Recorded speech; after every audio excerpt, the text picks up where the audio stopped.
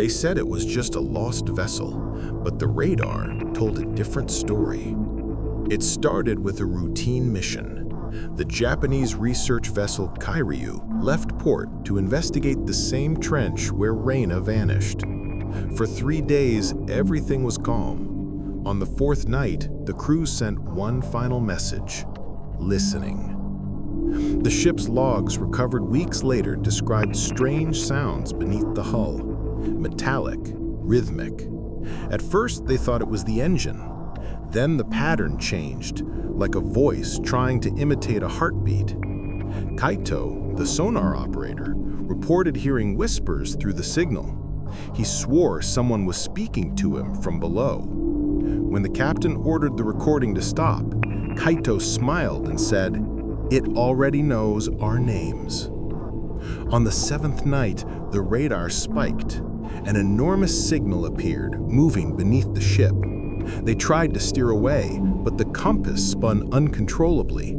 Then all systems went silent. Every monitor showed the same words: depth reached. When rescue teams arrived, there was no debris, no oil, no wreckage. Only the lifeboats, perfectly arranged in a circle, floating quietly, like they were waiting. Weeks later, divers recovered a single black box from the seabed. Inside was an audio log, the captain's voice, but in the background, another voice whispered. It repeated the same phrase, "We remember you." The recovered log continued for 20 seconds before cutting off. The captain's breathing grew fast, panicked.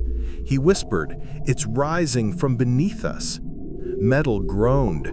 Then a wet, dragging sound echoed through the mic, as if the sea itself was climbing aboard. A dense fog rolled in that night, thicker than anything on record. The crew reported hearing bells underwater, like a church ringing beneath the surface. One sailor looked overboard and saw faint lights swirling below. He said they were in perfect formation, like eyes. By dawn, half the crew was gone. No struggle, no noise, just their clothes left behind on deck, soaked in seawater. The remaining men refused to sleep. They claimed if they closed their eyes, the sea whispered their names. In the final entry, the remaining 5 locked themselves in the engine room. They tried to shut off power, but something was already inside the control panels. Wires melted, lights dimmed, and the floor began to tremble. They realized the ship wasn't sinking. It was being pulled down.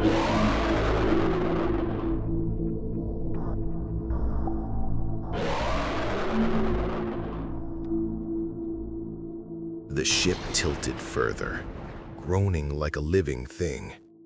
The metal screamed, twisting in agony. Outside the porthole, darkness churned, thick, alive. It wasn't water pulling them down. It was something else, a force with intent. And it wanted them below. The deeper they went, the quieter it became. Pressure crushed the hull, groaning like bones snapping. One sailor whispered, "We're not sinking. We're descending." Something tapped on the glass from the outside, once, twice, then a slow, dragging sound across the window. At 3:17 a.m., the observatory in Japan detected a pulse, a faint blip, repeating every 7 seconds. It wasn't static, it was Morse code. When decoded, it read, "Help, we're still here." But the ship had vanished 4 days earlier. Then came a voice, distant, distorted, and wet. It wasn't human anymore. It called the name of every missing sailor, one by one.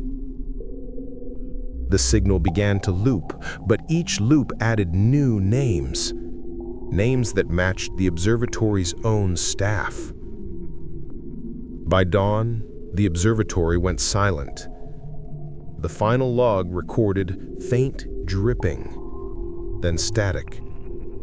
A camera feed showed the ocean perfectly calm. But if you listen closely, under the static, you can still hear the sound of bells ringing beneath the waves. A week later, the government sealed all reports about the signal. Every log, every transmission, gone. The observatory's existence was erased from databases. But one intern named Reiko downloaded a backup. She said it kept playing even when her computer was off. Reiko began hearing it at night, the same tone from the observatory. It came through her walls, vibrating the glass. Neighbors complained their clocks ticked backward, and in her bathroom mirror, water began dripping upward. Then came the knock. 3 taps on her door, steady and patient. When she looked through the peephole, she saw them, the missing sailors. Skin gray, eyes empty, mouths moving in perfect silence. That night, her apartment lights flickered and the computer turned on again. The screen showed live footage of the ocean. Text appeared slowly. You opened the channel. Then the same tone filled the air, now deafening. By morning, Reiko's apartment was empty. The neighbors' walls were wet, dripping with seawater. Tokyo's eastern shoreline flooded for 1 hour, then receded, leaving salt marks shaped like handprints. And just before silence, the signal played one last time. It spelled one word: next.